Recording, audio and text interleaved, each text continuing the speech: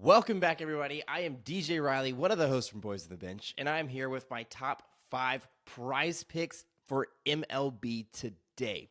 Now, before we jump into this, I always want to make sure that you are tuning in to the very end because I will be giving you one of Daily Grind's fantasy top tools, which is the AI-generated slip, and I'll show you how that works as well.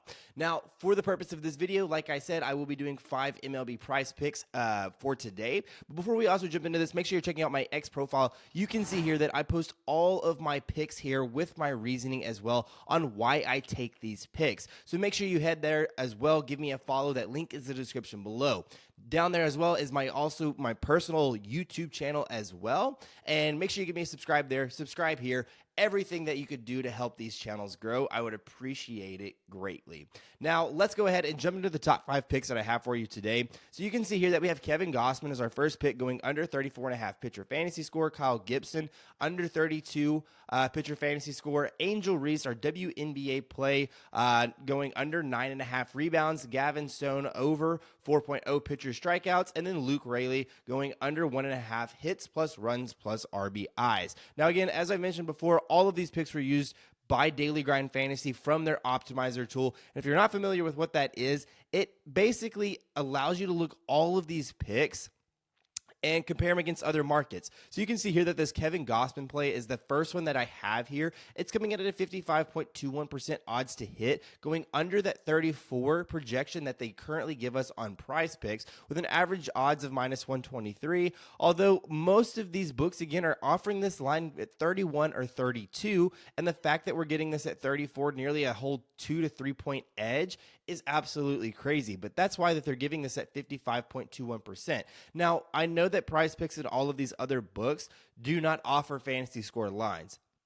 I get it. But what Daily Grind Fantasy does is they compile all the information. How many strikeouts are they going to have? How many pitcher outs are they going to have? How many walks? How many earned runs? All of those lines are then created and they come up with this number and then shoot it back to Daily Grind. So that's how they come up with this number. There's a lot of back-end math. But again, that's all the research that takes it completely out of our hands, telling us that this Kevin Gausman's a really good play. Now, if we look at the historical data on this pick as well, we can see that he's really hit this over. He's pushed in 1 out of his last 5. He's hit the over in 1 out of his last 5, but he's hit the under in 3 out of his last 5. He's also hit the under in 6 out of his last 10 there as well. If we look at his strikeouts, he hasn't been striking out really a ton here recently. It's that Detroit game that he really got that 55 fantasy score that we saw where he struck out 10. Everyone else is right just below 6. 6 is kind of that peak there for him. Even hits allowed, he's been allowing quite a bit of hits. We see him going over the 5.5, which was his current line, going 6, 8, 10. I know we have a couple games here at 4 and 3. Really, again, it's this Detroit game where he just absolutely dominated. So again, all of the books know all of this information, and that's exactly how they created this line, meaning that we should probably go ahead and take that under for Kevin Gausman, which is what we did here. Now, Kyle Gibson is the very next play on his fantasy score. So if we see what Daily Grind Fantasy is giving us there, I did skip this Luis Castillo play just because I plan on creating out multiple slips, but I don't want to include the same people. So I did want to skip him, and then I come down to this Kyle Gibson play going under 32 fantasy score, coming in at a 54.91. So nearly another 55% odds to hit. And we can see here, again, we have multiple books coming in at 29, and then these two are coming in at roughly 30, while he has a projection of 32. So again, very similar to the last play, we have 2 books who are 2 points off and then one that's 3 points off. So again, 54.91, see what we're getting from Outlier ourselves. We can see here again, kind of over his last 6 even, he's only went over 1 and then he's pushed that 1 game as well. But prior to these last 2 games, he has hit the under in 4 straight, right? Looking at his Ks and how he's performed, he's had a lot of Ks in his last 2 games. And even this game where he had a lot of Ks, he still didn't hit that fantasy score mark. Hits allowed, he's been kind of middle of the pack. He's been allowing an average of 4.8, median of 5. So again, pretty decent. But again, all of this information, all of the book knows for him. He's in Colorado today, or facing Colorado today. So again, I don't know, could go one way or the other. Anyways, though, let's go ahead and take the under. That's what these books are telling us that we should probably do. Now, again, the next play that I have here is this Angel Reese under 9.5 rebounds. A very high play for us is at 54.47. Now, whenever we're creating these slips as well, that's that number that we're kind of looking for. is at least an average of 54.3 or higher. So with these first 3 plays, we are well over 54.3,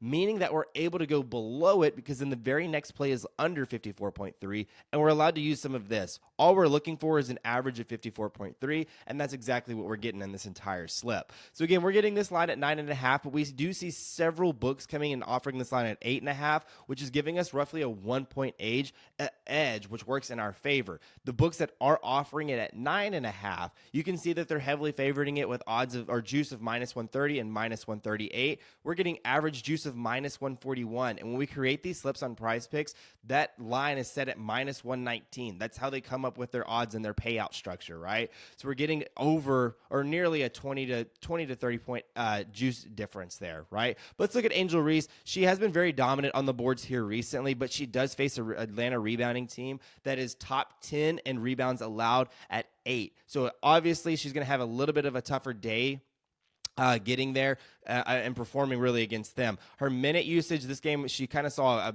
big bump in minutes in this game. Typically, she's around that 28 mark is what we're typically seeing her at. But this game, she kind of bumped up to 35 there for sure. So anyways, though, don't expect as many minutes as we did in this one. And she's facing a really good rebounding team, so she's going to be a lot harder to get to that 9.5, seeing double-digit rebounds for her today. Now, if we look at the very next pick that I have for you, I do scroll down. I didn't want to pick Al Horford in this just because I didn't want to have to wait till Sunday. And then I may use this Nestor Cortez as well as that Luis Castillo. Go ahead and build these two out with something else that may pop up. But then what I did is this Gavin Stone over 4 pitcher strikeouts coming at a 53.7. So again, pretty low in compared to what we needed at 54.3. But since we have some pretty high plays, we should be just fine. Every other book, though, is offering this at 4.5. You can see that we're getting plus value odds because that's looking at the over, indicating that they are heavily favoriting the under 4.5, which is why PrizePicks went ahead and dropped this to 4. I still like it. It does give us a push potential here, but that's okay. So anyways, though, let's look at what we're getting the historical data-wise. You can see here Gavin Stone is performing very well here recently, hitting it 3 straight, and then also hitting 5 out of his last 10. But if we really look at his last 6 games, he's hit 4 out of his last 6 games, had 1 push and 1 miss. So anyways, I really like this versus this Yankees team. Yes, this Yankees team is a very good strikeout team. They rank top 7 in the MLB in terms of striking out. But again, Gavin Stone has been performing very well recently, going deep into games. We've seen him at least hit, 6 innings pitched in 6 out of his last 7 games. So if we can see that number again today, I think we should be sitting just fine. But that brings us to our last pick, and it is this one, this Luke Raley play. So I do have to scroll down. It's not the Ben Brown. Again, that's another idea of throwing it with that Nestor Cortez and seeing what we can get out of that, but not necessarily trying to force it at all. But I do like this Luke Raley play going under 1.5, coming in at a 53.7% odds to hit. Average juice of -140. 4 other books are offering him at this line. 2 at -135, 1 at -140, and 1 at -150. So all of these books are heavily favoring it. So if we look at what we're getting from Outlier, we can see here that he's hit this under in 7 out of his last 10 and really 3 straight. So he's only had at least 1 hit in 4 out of his last 10 games. 1 hit out of his last 3 there as well. Now, if we look at his matchup that we have here versus Marsh, he has done pretty well. He's only had 5 total attempts, had 2 hits of those 5 attempts. Now, versus right-handed pitchers, batting average pretty much stays the same. His season average is 267. His versus right-handed pitchers is 266. So it's a .001 difference. Nothing really changes for him. As for Marsh, we see him be significantly better versus left-handed batters. 2024 ERA is a 3.76. That drops down nearly a whole point whenever he's facing left-handed batters. Batting average allowed is a 224, drops down to a 185. So Marsh has done very well versus left-handed batters. It's just why that works against Raley. And again, all of the books know this, and that's exactly why they're heavily favoring that under for today. So anyways, guys, these are my top 5 picks for MLB and 1 WNBA. But as I promised, let me go ahead and show you one of these insured slips here as well. So this is, so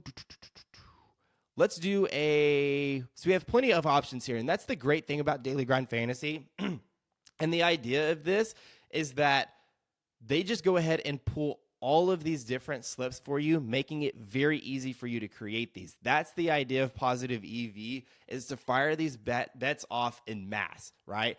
And then really you just need 1, 2 of them to hit. So let me go ahead and give you this underdog. So we went ahead and touched on PrizePicks, but then I'll go ahead and give you this underdog as well.